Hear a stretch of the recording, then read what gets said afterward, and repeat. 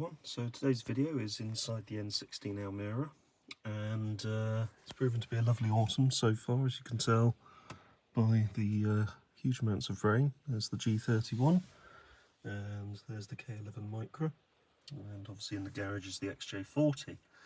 Now I tend to sort of power things like iPhone chargers using this, which, as you can tell, the car's currently off at the moment, so there's no voltage through this particular circuit, but as you can tell, it's hit and miss, more sort of miss than hit, really. I also try to power this little thing, which is an FM transmitter, which has Bluetooth capability, so you connect to it using your phone, and then it will transmit on one of these frequencies to the head unit. Now I don't fancy changing the head unit because I've had this for ages, and I may as well put it to use, but it's very hit and miss with that, so you will lose signal on quite a regular basis. What I have here is this little transformer which feeds 5 volts and 3 amps to a pair of USB connectors, as you can see there. So what I want to do is hook into the supply for the cigar lighter, and then arrange it so that I've got a couple of USB sockets and my FM transmitter plugged into it. So let's see if we can do this with minimal dismantling of the car. If I remember rightly, what we will do first is pop out the ashtray. Yes, this car is old enough to have a proper ashtray and cigar lighter.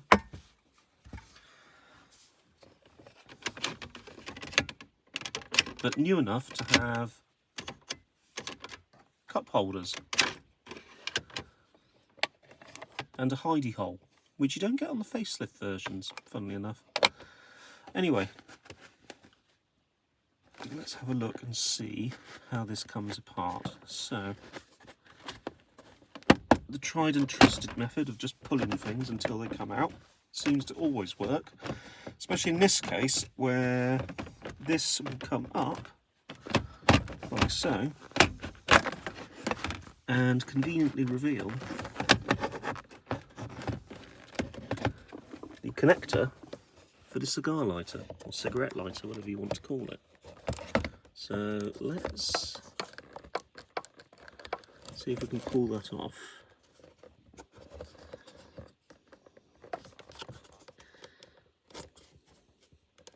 Okay.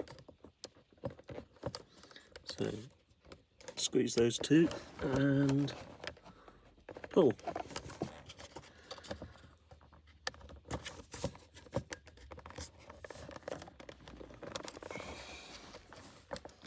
There we go. And what do we have cable wise? We have, we pull the sheath back a bit, rather conveniently,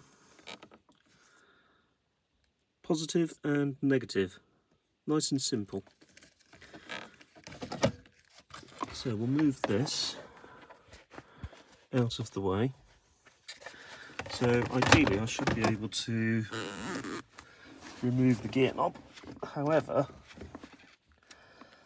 that's leaving that behind, so I'm not going to try removing the gear knob, if I'm going to be perfectly honest. We'll leave that where it is. We can get away with just moving this out of the way.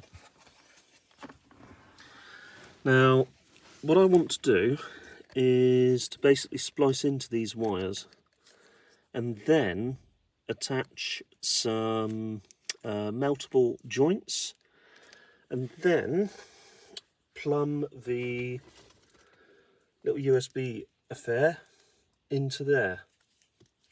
So let's give this a go, and I'm going to be just going off camera a second and I'll show you what I come up with. So very simple. Cut off the connector and strip the wire ends off, or ends off the wire. Do the same with the remaining bits of wire. Obviously you need to just cut the sheath first so you can get into there. And looking at this, we probably need to work out a way to get down a little bit further in there so that we can hide away the little transformer thing, but we'll work that out in a moment when we come to it, because there will be some leeway on the wiring. But I think first off we need to get it connected. So what I'm going to use to connect it is some of these which I've used before. For sort of low current stuff like this, they're absolutely fine. If I was doing anything involving higher amounts of current, I probably would not use these, to be honest with you, but these will do the job. We've got the solder joint in the centre, and we'll be able to push the wires into that, and we'll be able to use that to good effect, hopefully. And we just need to melt it together with a lighter. So let's get this sorted. So the USB ports work. Not sure about the cigar lighter though, so need to look into that. It might just be because it's not plugged in properly, but I'm pretty sure it is in, and it is all connected.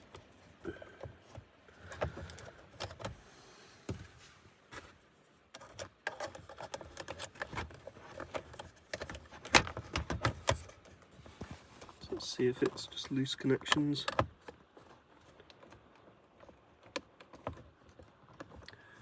I'm not actually sure, to be honest with you, because everything else is in and connected.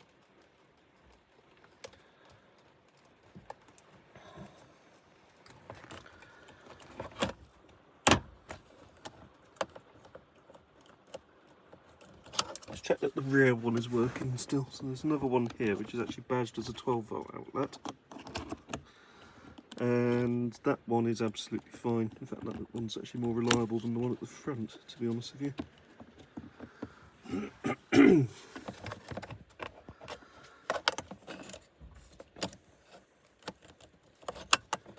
Yeah, not too sure what's up with that.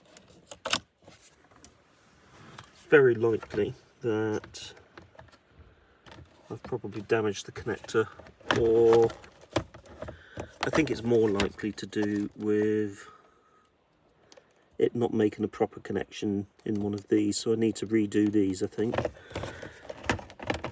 What I've done though is I've pushed the little transformer unit back through the trim, so I've removed a side panel here. Actually, we can have a look at the date markings whilst we're at it. So this side panel is from November 2001, so that kind of dates the build of the car, because it was registered in February 2002. Now these, I was thinking of actually terminating in the glove box of all places. It just seems sort of like the logical place to put it, if I'm going to be perfectly honest with you. And that is what I'm exactly going to do. So it's going to come probably just sort of up and over, terminate in the glove box, and done. And then we'll give it a go, see what it does. So I've tested it and it works well. I couldn't film the testing because obviously I'm filming this on the device that I was connecting to it with. And rather than shove it in the glove box, which wouldn't have worked very well, the second USB connector is hidden behind there, so I can grab it by just pulling the panel off if I need to, and then just wiring in a cable and using that. But what I've done with the little transmitter is quite literally just hidden it there. So if I turn on the ignition, there it is, it powers up. And that is programmed onto 108 FM, which is what this is broadcasting on. And then obviously just close that up, that goes away, and you can then just connect your phone to Bluetooth, which is that little thing's called BC20.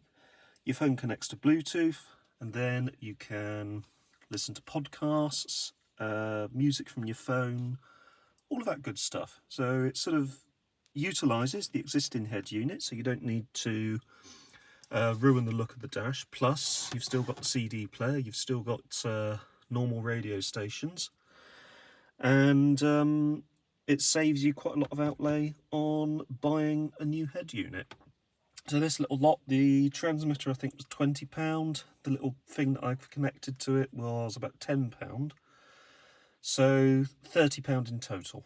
And to be honest with you, I bought the transmitter several years ago, so I already had it lying around not doing anything. So if you write off the cost, it was probably just the cost of the little power supply for it, which was about £10 or so. So that's how much it's cost me to upgrade the in-car entertainment on this N16 Almera. Anyway, I'm rather pleased with it. It seems to work. And there we go. Anyway, if you found this interesting, don't forget to hit the like button. Don't forget to subscribe. I'll see you soon.